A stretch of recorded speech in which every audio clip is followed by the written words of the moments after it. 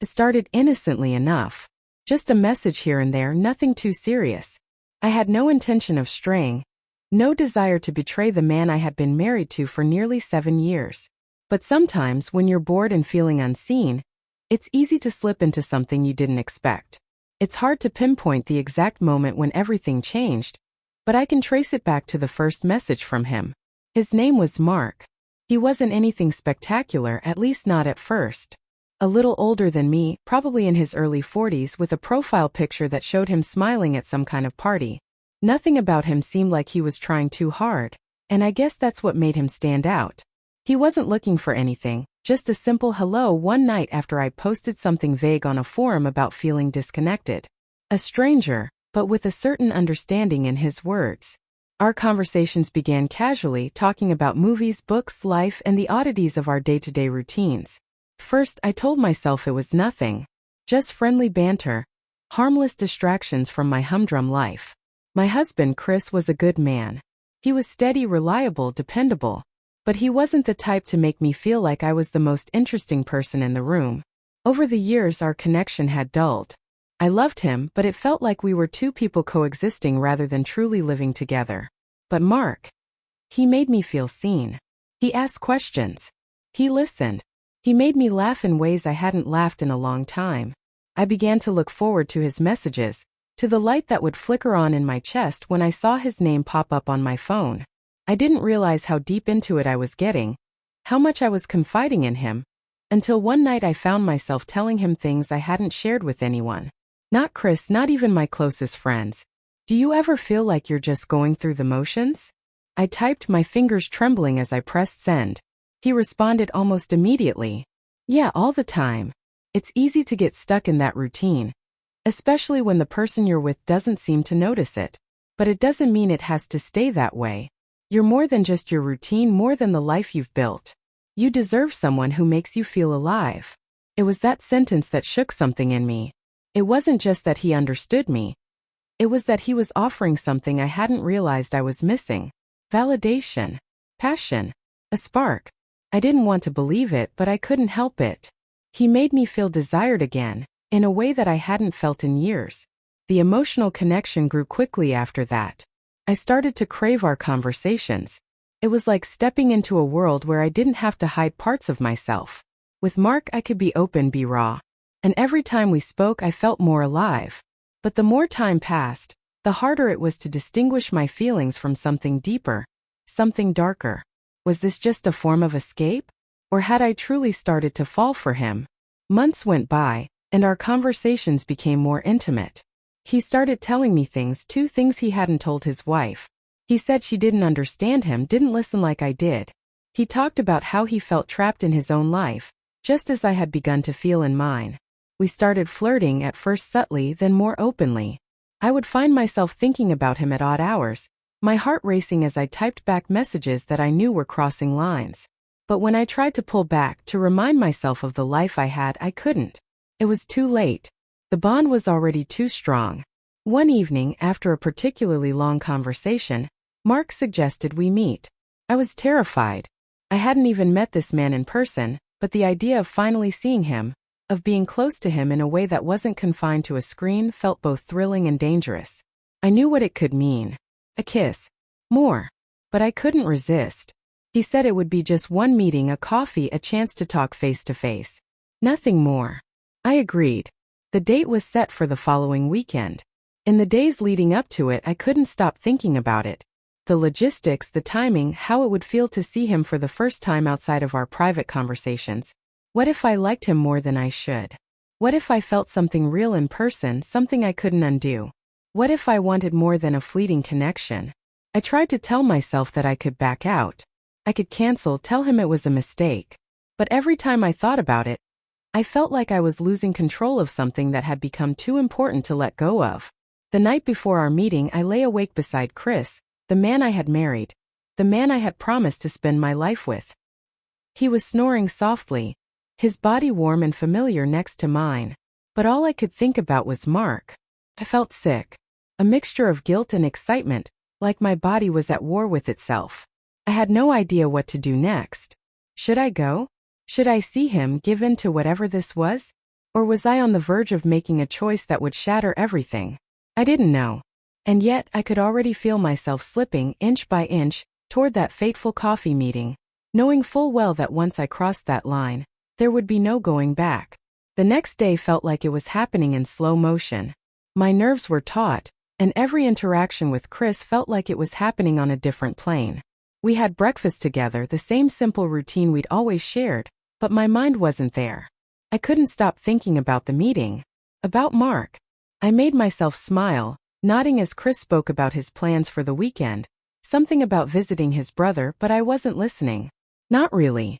I was thinking about how I was going to lie to him later when he asked me what I was doing, how I was going to keep the secret of where I was really going. I told myself it was just coffee, just a meeting between two people who had been talking for months, nothing more. But even then I knew that wasn't true. The reality was I was walking into something that felt dangerous, thrilling, forbidden. Mark had already become more than just a voice behind a screen.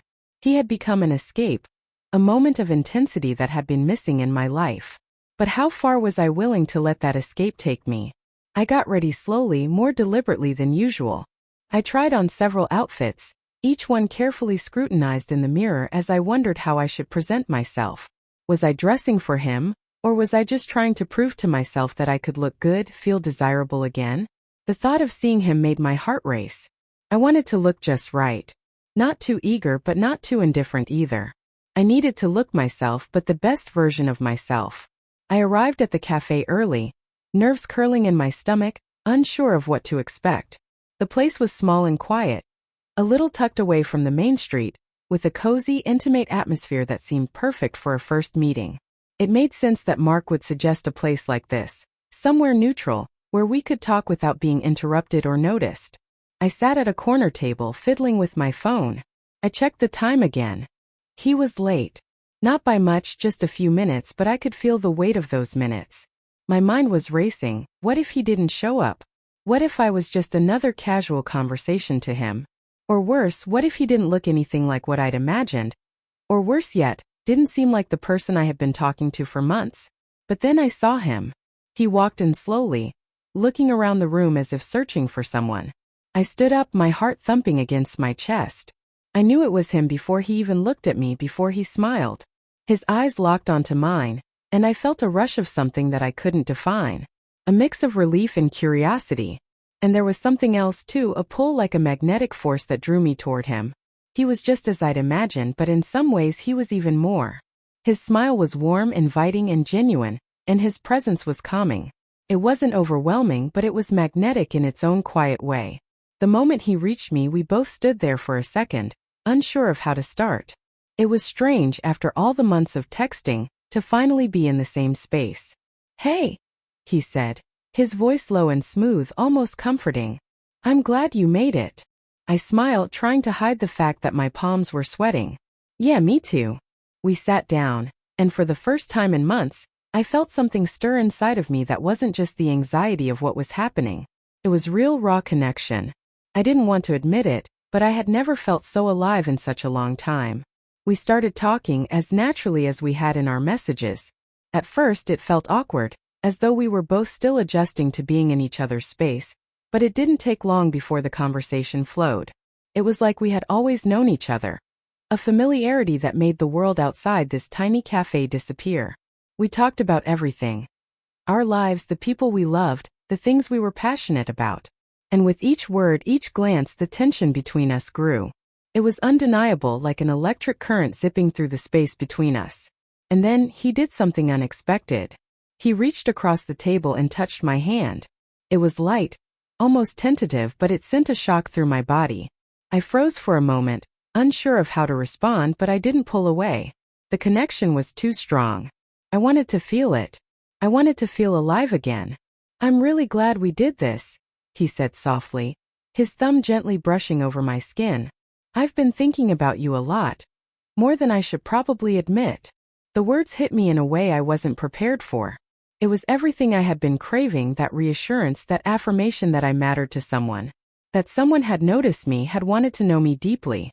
But then guilt hit me like a punch to the stomach. I was here with him, betraying the man I had promised myself to. But the pull toward Mark was undeniable. The emotional connection we built over months was real. And in that moment, I wasn't sure where it would take me. Should I pull away? Should I stop this before it went any further? But I already knew the answer. I wasn't ready to let go of this feeling. I didn't want to let go of him. As we sat there, the conversation faded into the background. I was lost in the way his touch made me feel, in the way his eyes lingered on me like I was the only person in the world. Every moment felt charged, like I was teetering on the edge of something I couldn't control, something that could change everything. I could feel the weight of the decision hanging in the air. I could feel the line I was about to cross. And I was terrified but also strangely exhilarated. The guilt didn't matter in that moment, not in the face of what was unfolding before me. He leaned in slightly, his voice barely a whisper. Can I ask you something? You don't have to answer if you're not ready, but I need to know. Is this real for you? Because it is for me. My breath caught in my throat. I didn't know how to answer. I wasn't ready for that kind of question, wasn't sure I could even trust myself with the answer. But the way he looked at me, the way he was waiting for me to say something, anything, made me realize something. I was already too far in. I hesitated, staring at him across the table, my mind a whirlwind of conflicting emotions. His question hung in the air between us, heavy and expectant. Is this real? The words echoed in my mind, demanding an answer I wasn't ready to give. But wasn't it? Hadn't I been feeling something real for months now? Something that had consumed my thoughts, my time, my heart? Still saying it out loud felt like stepping off a ledge. I don't know, I finally whispered, my voice barely audible over the faint hum of the cafe. I don't know what this is, or what I'm doing. His expression softened, his fingers still resting lightly on mine. You don't have to know everything right now, he said, his voice calm and soothing. I needed you to know where I stand. This isn't just some fling for me. You're more than that. The sincerity in his voice made my chest tighten. I wanted to believe him. Part of me did believe him. But another part was screaming at me to run, to get up from the table and walk away before this went any further. Before I did something I couldn't undo. Yet my body didn't move. I stayed rooted in place, staring at him, feeling torn apart by the war between my heart and my conscience. We sat in silence for a moment, the weight of everything unsaid pressing down on me. The cafe felt smaller, the air thick with unspoken possibilities. I couldn't ignore the way he made me feel. Alive, wanted, understood. But I also couldn't ignore the reality waiting for me at home. Chris, my husband, the man I had shared my life with for years.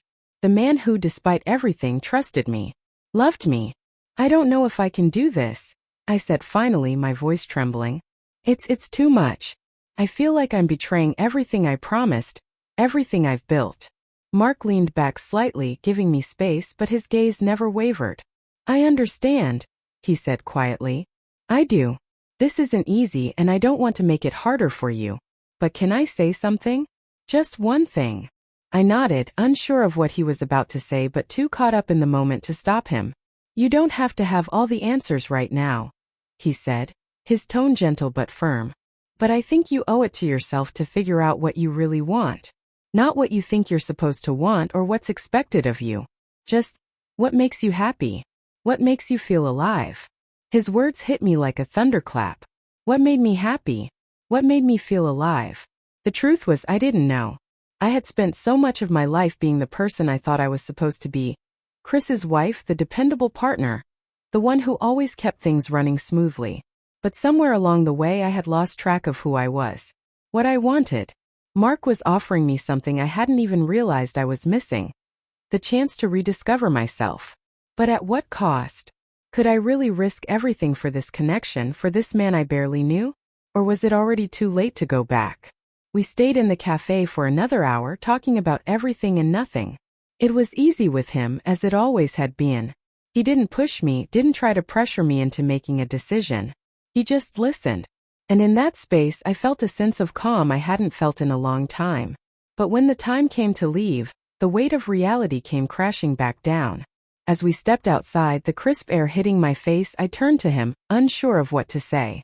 He looked at me with that same warm, understanding expression, and for a moment, I thought he might say something to change everything.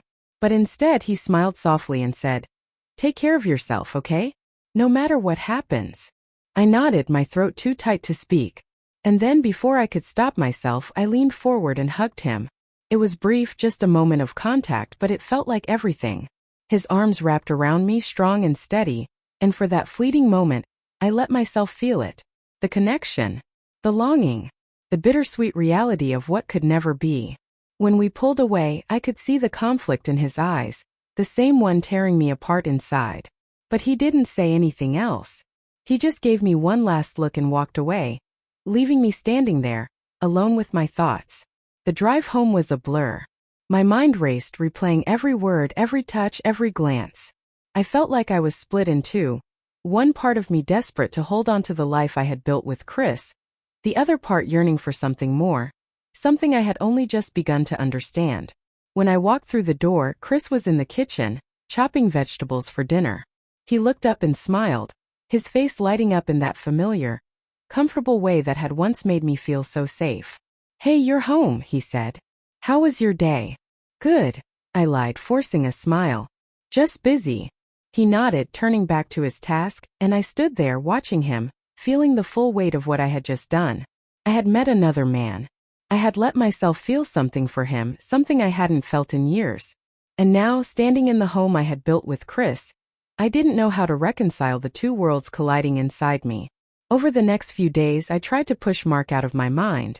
I threw myself into work, into the routines of my life, hoping the feelings would fade. But they didn't. Every time I picked up my phone, I half expected a message from him, half hoped for one. And when it didn't come, I felt an ache I couldn't explain. Finally, after what felt like an eternity, my phone buzzed late one evening. It was him. The message was simple, just 3 words. "Are you okay?" I stared at the screen, my heart pounding. I wanted to reply, to tell him everything I was feeling, but I didn't know where to start. Instead, I typed back, "I don't know." His response came quickly. "I'm here if you want to talk." I wanted to talk. I wanted to pour out everything I was feeling, every bit of confusion and longing and guilt. But I also knew that talking to him again would only pull me deeper into something I wasn't sure I could handle. I was standing on the edge of a decision that could change everything, and for the first time in my life, I didn't know which path to take. The truth was, I wasn't sure if I could let go of Mark. But I also wasn't sure if I could face what that meant for the life I had built, the promises I had made. And as I sat there staring at his message, I realized something that scared me more than anything else. I wasn't sure if I wanted to. The days that followed were a haze of indecision. Every part of me felt torn, like I was living 2 lives that could never coexist. On one side there was Chris, steady, kind, and oblivious to the storm inside me. On the other, Mark, a man who had awakened something in me I didn't even know had been sleeping. My phone sat on the nightstand, his last message still unanswered, and I found myself staring at it constantly, as if the words might somehow vanish and take my confusion with them. Chris had no idea. He continued about his days, making plans for the weekend, asking me about work, telling me about the little annoyances of his day. I tried to engage, to be the wife he knew, but everything felt hollow. The more I tried to focus on him, the more I felt the distance growing. It wasn't that Chris had changed. If anything, he was the same man I had married all those years ago. But maybe that was the problem. Somewhere along the way I had changed, and now I didn't know how to bridge the gap between us. One evening, as I sat on the couch pretending to watch TV, Chris leaned over and kissed my cheek. It was such a simple, familiar gesture, but it felt like a punch to the gut. Guilt washed over me, heavy and suffocating, and I had to fight to keep the tears from spilling over. He noticed my silence, his brow furrowing as he looked at me. "Everything okay?" he asked, his voice full of concern. "Yeah," I said quickly, forcing a smile that didn't quite reach my eyes. "Just tired." He nodded, accepting the excuse, but I could tell he wasn't convinced. Chris wasn't the type to press me when I didn't want to talk, and for that I was grateful. But his kindness only made the guilt worse. I felt like a fraud, sitting there pretending everything was fine when in reality I was unraveling. That night, as Chris slept beside me, I picked up my phone. My hands trembled as I opened the conversation with Mark. His last message stared back at me, the words heavy with unspoken meaning. I typed a reply, then deleted it. Typed again, deleted again. I didn't know what to say. Finally, I settled on something simple. I don't know what I'm doing. His response came almost immediately, as if he had been waiting. You don't have to have it all figured out. Just talk to me. Let me be here for you. I stared at the message, my heart pounding. I knew I shouldn't reply. Knew that every word I exchanged with him was pulling me deeper into something I might not be able to escape. But I couldn't help myself. I needed him. I needed the way he made me feel, even if it was wrong. I don't know if I can keep doing this, I typed. It's too complicated. Then let's simplify it, he replied. What do you want? Not what you think you should do, not what anyone else expects. Just, what do you want? The question hit me like a freight train. What did I want? I didn't know. Or maybe I did, but I was too afraid to admit it. I wanted him. I wanted the way he made me feel, the connection, the intensity, the spark that had been missing from my life for so long. But I also wanted to hold on to the life I had built with Chris, the comfort and stability of it. I wanted both, and I knew that wasn't possible. I don't know what I want, I finally wrote. I just feel lost. His response was patient, understanding. Then let's figure it out together. No pressure, no expectations. Just talk to me. And so I did. That night, as Chris slept peacefully beside me, I poured my heart out to Mark. I told him about the emptiness I had been feeling, the disconnect in my marriage, the guilt that was eating me alive. He listened as he always did, offering words of comfort and understanding. It felt like a lifeline, a chance to unburden myself in a way I couldn't with anyone else. Our conversations continued in secret, each one pulling me further into his orbit. I knew I was crossing lines I couldn't uncross, but I couldn't stop. Mark had become my escape, my sanctuary, the one person who made me feel like I was truly seen. And as much as I hated myself for it, I didn't want to let that go. One evening as we talked, he brought up the idea of seeing each other again. No pressure, he said, his voice soft and reassuring. I just think it might help to talk in person. Sometimes it's easier that way.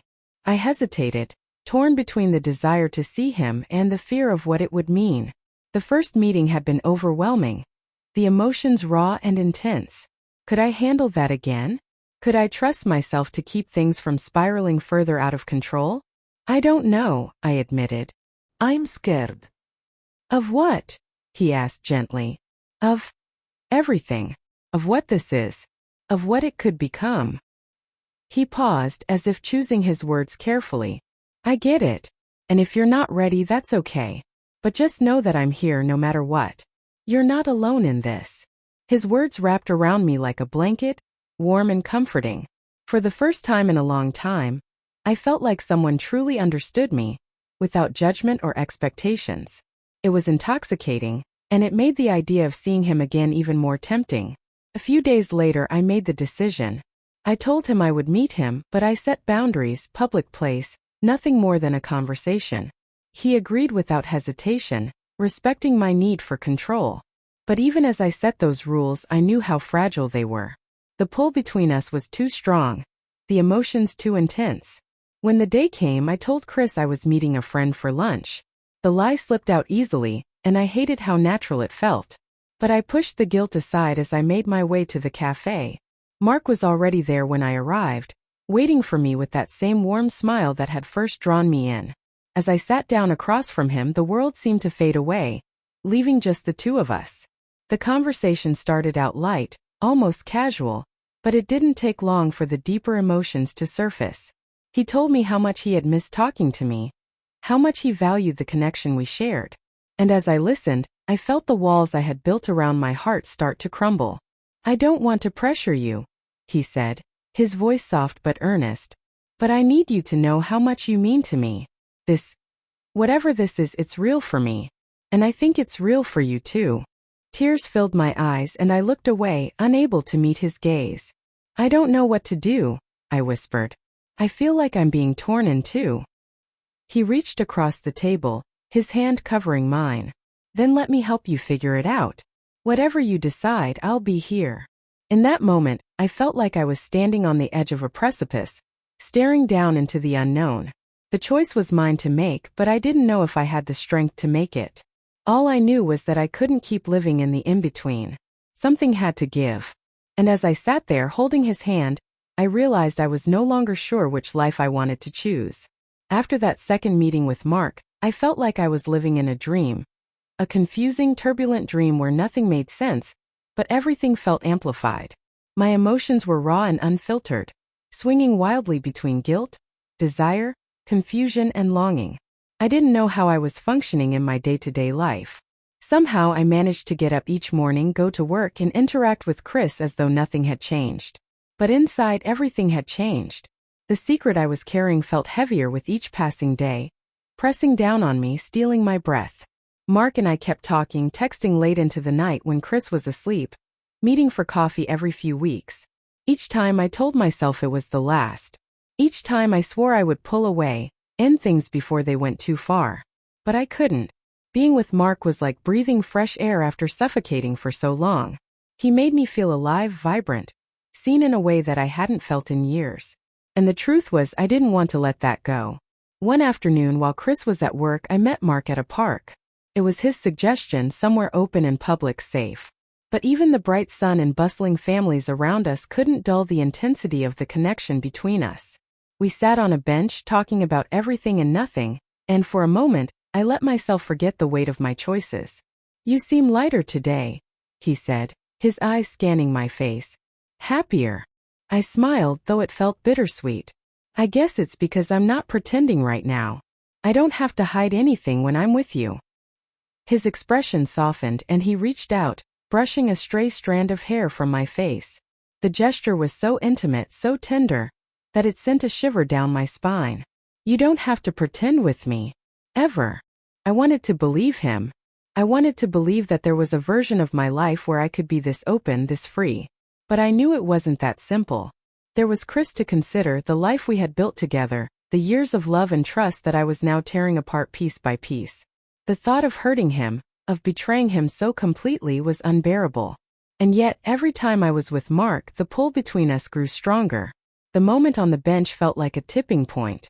The way he looked at me, the way his hand lingered on mine, made it clear that this wasn't just emotional anymore. There was something physical brewing between us, something neither of us had acknowledged out loud but both of us felt. I knew if I didn't stop it now, it would only escalate. But even as that thought crossed my mind, I found myself leaning into him, letting the closeness build until it felt almost unbearable. "Mark," I whispered, my voice trembling. It's too much. I don't know if I can do this." He looked at me, his eyes filled with a mixture of longing and restraint. "I don't want to push you," he said softly, "but I can't pretend I don't feel this either. It's real for me, and I think it's real for you too."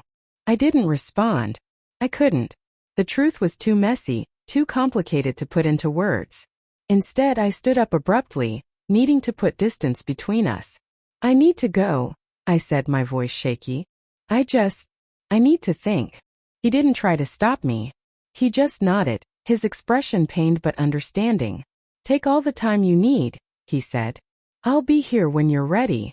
I walked away quickly, my heart pounding in my chest. As I made my way back to my car, tears blurred my vision. I felt like I was falling apart, caught between two lives that were pulling me in opposite directions. I loved Chris. I knew that. But my love for him felt quiet, comfortable, predictable. With Mark, everything was raw and electric, filled with a passion I hadn't felt in years.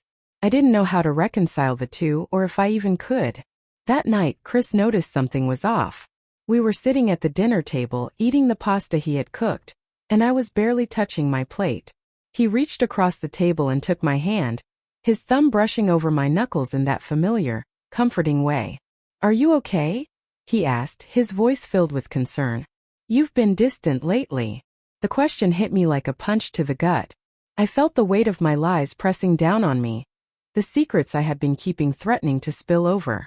But I couldn't tell him the truth. I couldn't shatter the illusion of the life we had built together. "I'm fine," I said, forcing a smile. "Just work stress, I guess."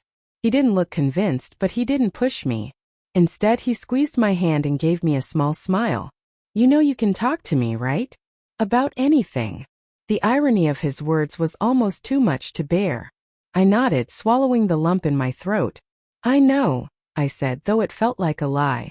As the days turned into weeks, the tension inside me only grew. I tried to focus on my marriage, to throw myself into my life with Chris and ignore the pull I felt toward Mark. But it was like trying to hold back a flood with my bare hands. Every time I thought I could move on, Mark's face would flash in my mind, his voice would echo in my ears, and I would feel that same longing all over again. One evening, as I sat alone in the living room while Chris worked late, my phone buzzed. It was Mark. His message was simple. "I miss you." I stared at the screen, my heart racing. I knew I should ignore it, delete the message and move on. But I couldn't. Before I could stop myself, I typed back, "I miss you too." The response came almost instantly. "Can we talk?" I hesitated, my fingers hovering over the keyboard. I knew that talking to him would only make things harder, that it would pull me deeper into the web I had already spun. But the truth was, I wanted to talk to him. I needed to. "Okay," I replied. "Call me." When the phone rang, I answered immediately, my heart pounding in my chest. Hearing his voice on the other end was like a balm to my frayed nerves, soothing and familiar. We talked for hours just like we used to, and for a little while I let myself forget the chaos of my life. With Mark, everything felt simpler, even though I knew it wasn't. By the time we hung up, it was past midnight. I lay in bed staring at the ceiling, my mind racing. I knew I couldn't keep living like this, torn between two worlds. But every time I tried to make a choice, the weight of it all felt too overwhelming. The only thing I knew for certain was that something had to change. And soon. The weeks that followed felt like walking a tightrope over a yawning abyss. Every day, I told myself I would end it with Mark. I would block his number, stop responding to his messages, cut him out of my life for good. But every time I thought about doing it, my resolve crumbled. The thought of losing him, of losing the way he made me feel, was unbearable. I tried to convince myself that I could manage it, that I could keep the two worlds separate, but deep down I knew it was a lie. Chris began to notice the cracks more and more. He wasn't an oblivious man, and though he didn't press me, I could see the questions in his eyes. The way he looked at me when he thought I wasn't paying attention, like he was searching for some sign of what was wrong. I hated myself for what I was doing to him, for the distance I was creating between us, but I didn't know how to stop. Every time I tried to focus on my marriage, I felt like I was going through the motions, as though I was playing a role that no longer fit me. One evening, as we sat together on the couch, Chris reached for my hand. His touch was gentle, familiar. But instead of comforting me, it made my chest tighten with guilt. "Emma," he said softly, his voice careful, almost hesitant. "Is something going on? You've seemed different lately." My stomach dropped, and for a moment I thought I might break down right there. I wanted to tell him everything, to confess the mess I had made of our life and beg for his forgiveness. But the words wouldn't come. The thought of seeing the pain in his eyes, of knowing I was the one who had put it there, was too much. "No," I said, forcing a smile that I knew didn't reach my eyes. "I've just been stressed with work. It's nothing." He studied me for a long moment, his brow furrowed in concern. I could see he didn't believe me, but he didn't push. That was Chris. Always patient, always willing to give me the space I needed. And somehow that made it even worse. "I'm here if you want to talk," he said finally, his thumb brushing over my knuckles in a gesture that once would have brought me comfort. Now it only made me feel like a fraud. "I know," I whispered, my voice barely audible. "Thank you." That night, as I lay in bed next to him, I couldn't sleep. The weight of my lies pressed down on me, suffocating and relentless. I stared at the ceiling, my mind racing with thoughts of Mark, of Chris, of the life I had built and the one I was now threatening to destroy. I didn't know how I had gotten here, how I had let things spiral so far out of control. But the one thing I did know was that I couldn't keep living like this. Something had to give. The next morning I made a decision. I texted Mark and told him we needed to talk. He responded almost immediately, asking if I wanted to meet. I hesitated, my fingers hovering over the screen, before finally agreeing. We arranged to meet at a park later that afternoon. A neutral, open space where I could say what I needed to say without the temptation of anything more. When I arrived, he was already there, sitting on a bench beneath a sprawling oak tree. He looked up as I approached, his expression softening into a smile that made my heart ache. For a moment, I almost turned around and walked away. But I couldn't. I owed it to both of us to face this, to try to untangle the mess I had created. "Hey," he said as I sat down beside him, his voice warm and familiar. I wasn't sure you'd come. I wasn't sure either, I admitted, my hands twisting nervously in my lap. But we need to talk. He nodded, his gaze steady but patient, waiting for me to continue. I took a deep breath, trying to steady the whirlwind of emotions inside me. Mark, I can't keep doing this, I said finally, my voice trembling. I can't keep living like this, lying to Chris, sneaking around. It's not fair to him, and it's not fair to us. His expression didn't change, but I could see the pain in his eyes. I understand, he said softly. But is that really what you want? To end this? I hesitated, the words catching in my throat. What did I want? That was the question I had been wrestling with for months, and I still didn't have an answer. I looked at him, at the way he was watching me with such intensity, and I felt the pull all over again. I don't know, I admitted, my voice barely above a whisper. I don't know what I want. All I know is that I can't keep hurting the people I care about. He reached for my hand, his touch gentle but firm. Emma, I don't want to make this harder for you, but I need you to know that I care about you. More than I've cared about anyone in a long time. And if you feel the same way, if this is real for you, then maybe it's worth fighting for. His words hit me like a tidal wave, the emotions I had been trying to suppress crashing over me all at once. Tears filled my eyes and I turned away, unable to meet his gaze. Mark, I don't know if I can, I said, my voice breaking. Chris is a good man. He doesn't deserve this. And neither do you, Mark said, his voice steady but full of emotion. You deserve to be happy, Emma. You deserve to feel alive. I closed my eyes, letting his words sink in. They were everything I wanted to hear, everything I had been longing for. But they didn't make the decision any easier. I was standing at a crossroads, and no matter which path I chose, someone was going to get hurt. After a long silence, I turned back to him, my heart aching with the weight of what I was about to say. I need time, I said finally. I need to figure out what I want, what's right for me. But I can't keep doing this, not like this. He nodded, his hand still holding mine. Take all the time you need, he said softly. I'll be here. As I walked away from him that day, I felt like I was leaving a piece of myself behind. The connection we shared, the emotions that had bound us together, felt like a tether pulling at my heart, even as I tried to let go. But I knew I couldn't keep living in the in-between, caught between two lives that could never coexist. I had to make a choice, no matter how painful it might be. And for the first time, I felt like I was finally ready to face it. In the days that followed, I tried to sort through the storm inside me. I told myself I needed clarity, time to think, but every moment felt heavier than the last. My thoughts were a constant swirl of what-ifs and maybes, looping endlessly in my mind.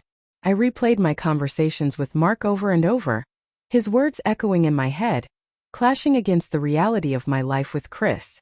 Each time I ended up in the same place, stuck, uncertain and exhausted. Chris noticed.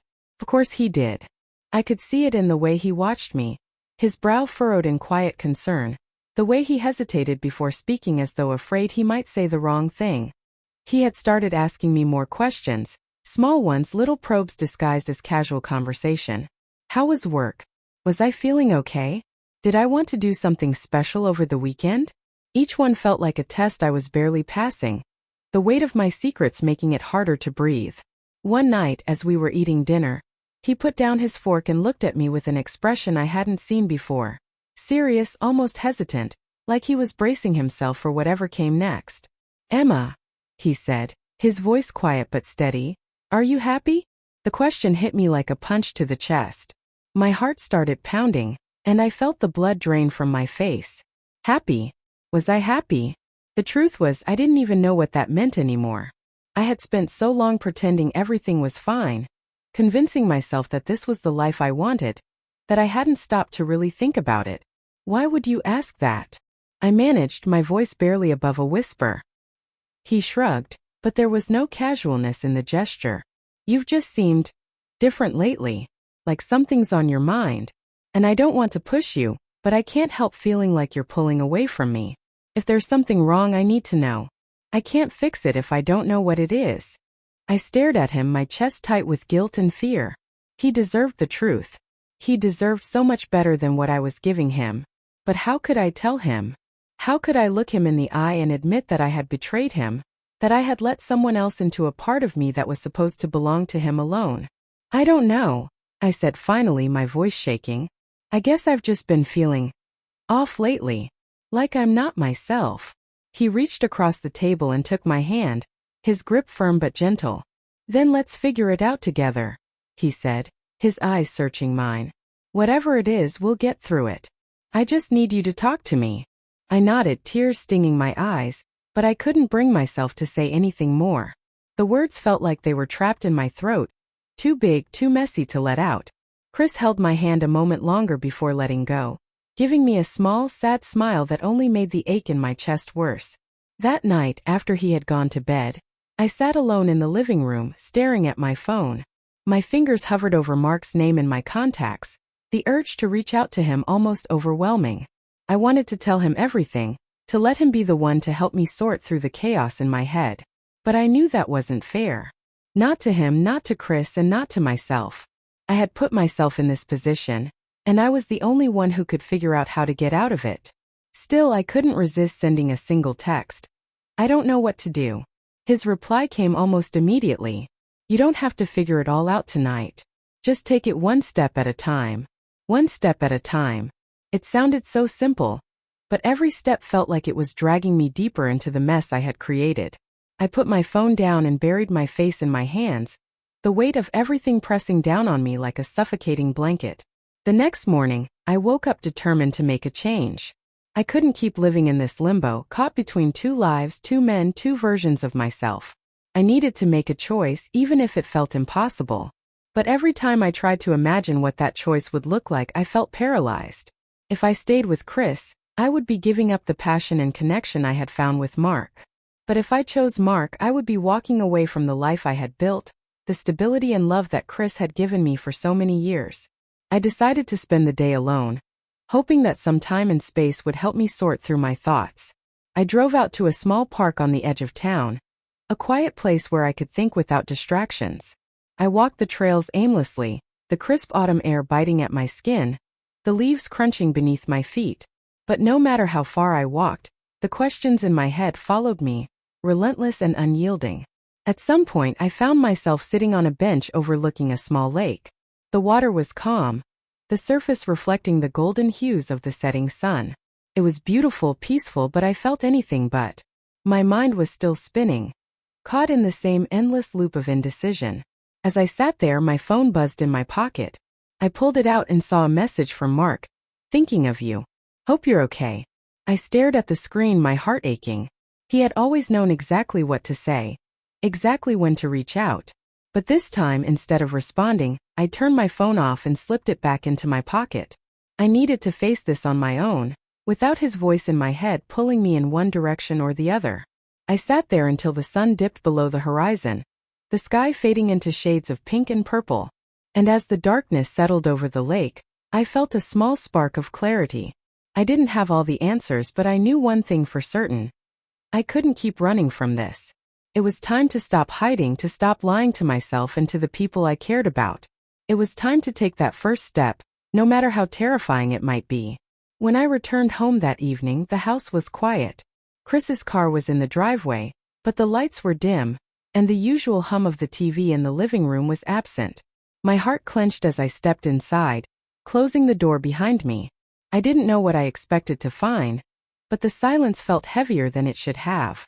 Chris, I called out, setting my bag on the counter. My voice sounded small in the empty space. A moment later, I heard him in the kitchen. The sound of a glass being set down, the shuffle of his movements. I'm here, he said, stepping into view. His face was hard to read, his expression a mixture of fatigue and something else, something I couldn't quite place. He leaned against the doorframe, his arms crossed over his chest, and looked at me like he was waiting for something. Hey, I said softly, trying to smile though it felt forced. Sorry I'm late. I went to the park to clear my head. His eyes didn't waver from mine, and for a moment I thought he might say something. But he didn't. Instead, he just nodded, his lips pressed into a thin line. The silence stretched between us, heavy and uncomfortable. Is everything okay? I asked, taking a tentative step closer. He let out a breath, running a hand through his hair. I don't know, Emma. You tell me. The words hit me like a slap, my stomach twisting with a mix of guilt and panic. He knew. Or at least he suspected. I could see it in his eyes, the way they searched mine for answers. My first instinct was to deny it, to brush it off as paranoia or misunderstanding. But I knew that wouldn't work. I couldn't keep lying to him. Not when he was standing right in front of me, waiting for the truth. My voice faltered, the weight of my secrets threatening to choke me. Chris, are you seeing someone else? He interrupted, his voice quiet but firm. The question hung in the air between us, sharp and unyielding. I froze, my heart pounding in my chest. This was it. The moment I had been dreading, the moment I had tried so hard to avoid. There was no escaping it now, no more hiding behind half-truths and deflections. I had to tell him. No, I said quickly, the word slipping out before I could stop it. But even as I said it, I knew it wasn't entirely true. I wasn't seeing Mark in the traditional sense, but the emotional connection we had built, the intimacy we shared, it was just as much of a betrayal. Maybe even more so. Chris's jaw tightened, and he took a step closer, his eyes piercing into mine. Then what is it? Because something is going on, Emma. I can feel it.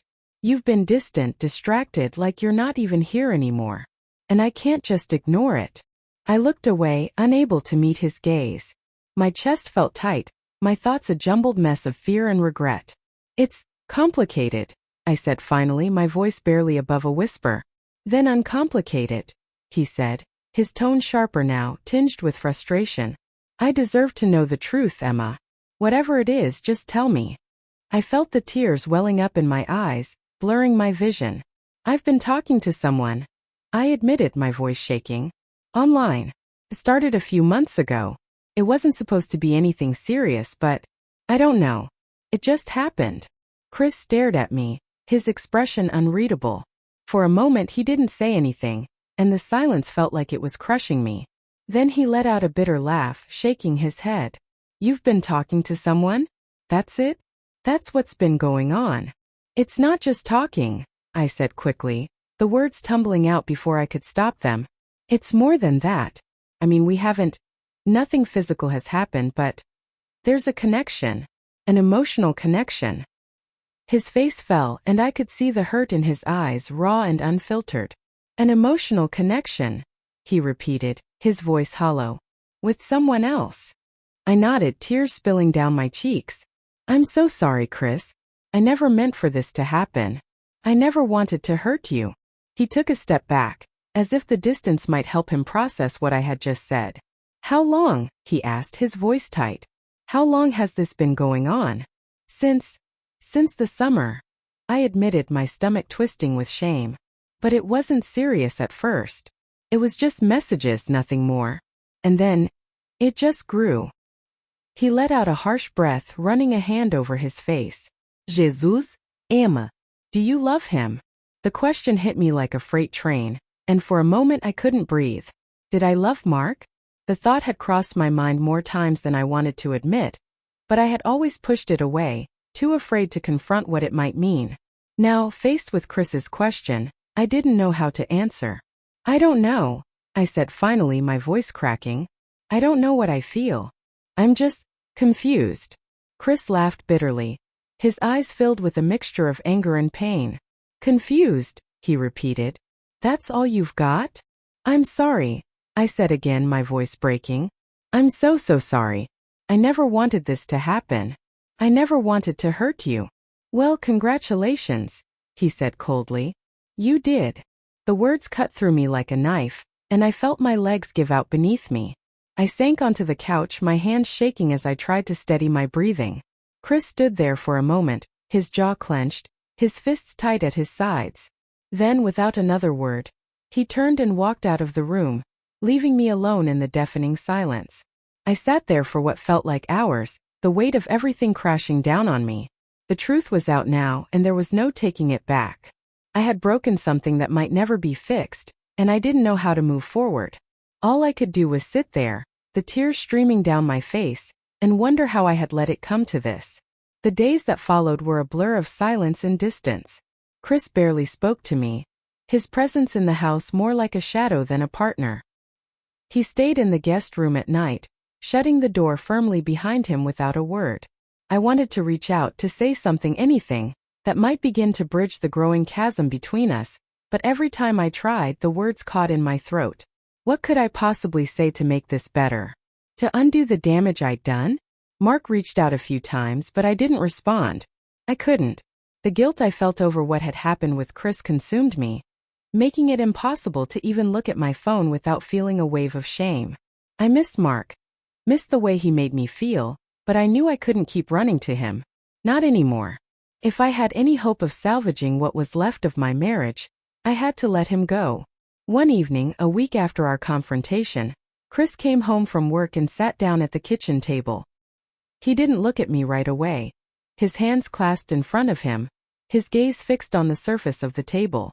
My heart raced as I watched him, waiting for him to speak, afraid of what he might say. Finally, he looked up, his expression weary but determined. "We need to talk," he said, his voice low but steady. I nodded, my stomach twisting with nerves. "Okay." He took a deep breath as though steadying himself. "I've been thinking a lot about everything. About us. And I need to know.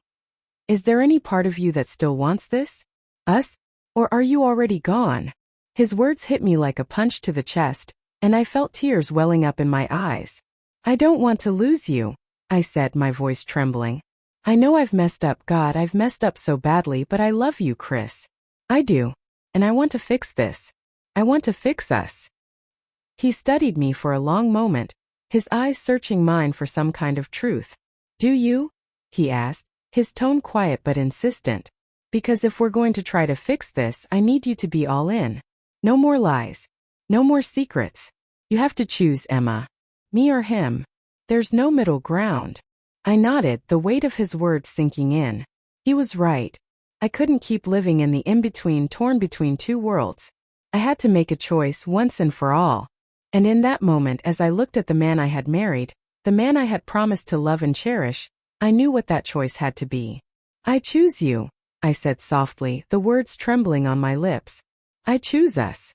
Chris's shoulders sagged slightly, as though he had been holding his breath and finally let it out. But the relief in his eyes was tempered with caution, with the lingering pain of betrayal that I knew wouldn't fade overnight. "Okay," he said finally. "Then we'll try. But it's not going to be easy, Emma. It's going to take time. And I need you to be honest with me. About everything." "I will," I promised, tears streaming down my cheeks. "I swear, I'll do whatever it takes to make this right." He nodded, his expression softening just slightly. "We'll see." That night, for the first time in days, Chris slept in our bed again. He didn't reach for me, didn't say anything more.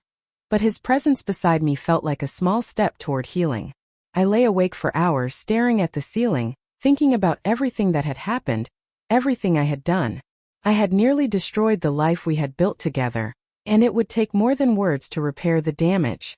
But I was determined to try. The next morning, I blocked Mark's number. It was one of the hardest things I'd ever done, but I knew it was the only way forward. As much as I cared about him, as much as I had felt alive in his presence, he wasn't my future. Chris was. And if I had any hope of rebuilding what we had, I couldn't let myself be pulled back into the world I had created with Mark.